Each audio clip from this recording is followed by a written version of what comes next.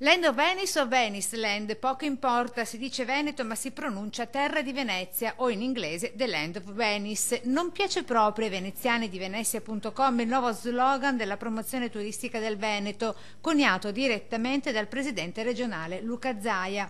The Land of Venice è il Veneto, no? E questa suggestione che è una realtà. Lo slogan si presta agli equivoci con cui i turisti maleducati offendono il capoluogo lagunare, scambiandolo per la terra di nessuno dove tutto è lecito, la replica. Il loro invito a Zaia. Non si è mai visto qui a Venezia, cioè se vuole far parte della venezianità che venga un po' in giro qua, che viva un po' Venezia, perché non si vede mai qua. Il sito Venezia.com oltretutto sostiene di essere proprietario dei domini di thelandofvenice.com e .it, quindi se Zaia li vuole sa cosa deve fare, dicono.